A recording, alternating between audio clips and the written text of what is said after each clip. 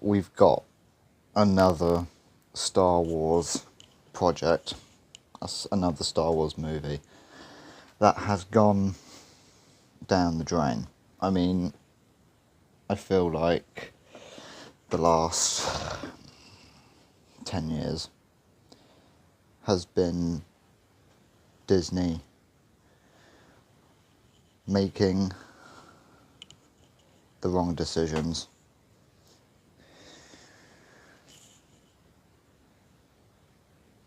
completely contradicting the life's work of George Lucas, or it's them announcing projects that just never materialise, or just never really get very far in the first place. I mean, how many movies and shows have been announced that just get canned, that just get thrown down the drain? Kathleen Kennedy would come out with like 10 would announce like 10 new projects, bunch of new shows, bunch of new movies every year, and nothing would ever happen. Obi-Wan was supposed to be a movie, supposed to be a trilogy actually. Boba Fett was supposed to be a movie. Rogue Squadron never happened. And now that's sort of transformed into Starfighter. The Lando show. Do you guys even remember that? Do you guys remember that we were supposed to get a Lando show? Probably not. You probably don't remember that. Simon Farnaby's planned Star Wars feature is cancelled, but Disney has asked the team to adapt the pitch into an original story. So Simon Farnaby was working on a Star Wars movie,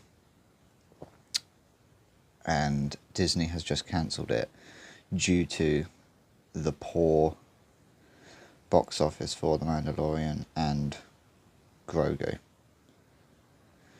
Just months after Star Wars, The Mandalorian and Grogu posted the lowest domestic opening weekend in modern Star Wars franchise history earlier in May, taking in about $82 million over its first 3 days. I mean, for a Star Wars film, some of you might not understand what these numbers really mean, and that's fine. 82 million for a Star Wars movie is fucking mental.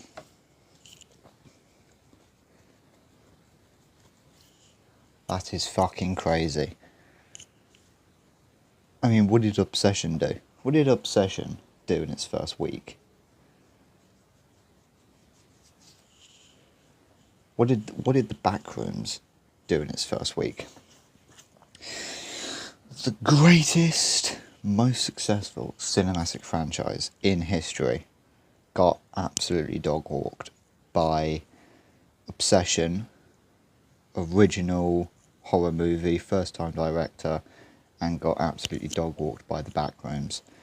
First-time director, based off a fucking Reddit post. Oh my days. Actor and comedian Simon Farnaby confirmed in a Variety interview that the Star Wars film he and director Paul King were developing for Lucasfilm will never materialise.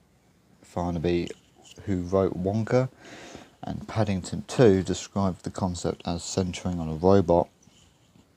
I think you mean droid, buddy. But it made away with all the recognisable Star Wars characters. The actor acknowledged that the team struggled to align their vision with the specific expectations of a Star Wars project, leading the studio to pass on the pitch. Disney had other ideas. However, instead of abandoning the script, the media giant suggested that the duo rework the concept into an original science fiction film, a project Farnaby has confirmed is currently in development. So essentially what happened with Zack Snyder and Rebel Moon. because Rebel Moon was a Star Wars movie originally. Zack Snyder pitched a Star Wars movie to Lucasfilm in, I want to say, 2010. I don't think Lucasfilm had been bought out by Disney yet, so I want to say around 2010. Maybe the same time as the Disney buyout, maybe. Zack Snyder pitched a Star Wars movie to Lucasfilm and it got turned down, and then he reworked it and he turned it into Rebel Moon. I quite enjoyed the first Rebel Moon, but then part 2 was a bit of a bummer. Bit disappointing part 2, but did really enjoy part 1. The franchise has spent years under scrutiny at Disney, which has owned Lucasfilm since 2012, amid a track record of delayed films and divisive television. This climate of instability further culminated in Kathleen Kennedy, who had led the studio since the acquisition, stepping down earlier this year and being replaced by Dave Filoni, the company's former chief creative officer. Reviews of The Mandalorian and Grogu did not help. Sam Adams of Slate, for instance, wrote, "The good news about The Mandalorian and Grogu is you don't have to see all 3 seasons of the TV show to enjoy the story of a ruthless bounty hunter and his little green sidekick. The bad news is I don't know what you'd have to do to have a good time at this lifeless, half-hearted movie which brings Star Wars back to movie theatres for the first time in 7 years since the similarly dreadful rise of Skywalker. The critical consensus remains fractured, with the film currently holding a 60% tomato meter score against an 86% audience rating on Rotten Tomatoes, alongside a 6.8 out of 10 score on IMDb. So a 60% score on Rotten Tomatoes, I think that makes it the lowest rated Disney Star Wars film. That's definitely a lower rating than all of the sequel trilogy movies, including The Last Jedi and The Rise of Skywalker. The Last Jedi has like 90% on Rotten Tomatoes. In fact, all of the 7, 8 and 9 all have like 90% ratings. Actually, no, The Rise of Skywalker might be lower, actually. It's gotta be. Gotta be lower. The next film up for Star Wars is Starfighter, which is set for next year. And then I think that's all we've got on the slate, on the schedule at the moment. I mean, obviously episode 10 will come at some point. If you don't think that Disney are going to do 10, 11, 12, you are delusional. Like, the next trilogy, like episodes 10, 11 and 12 will come one day. Some point or another, they will do that.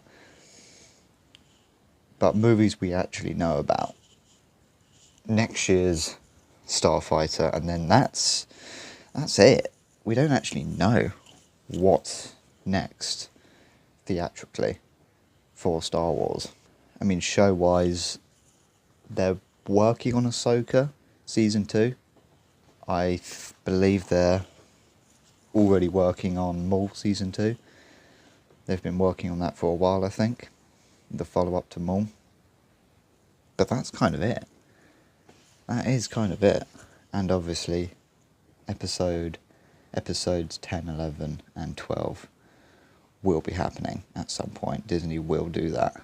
Or they will do a full-on reboot. They will just do that. That is what will happen.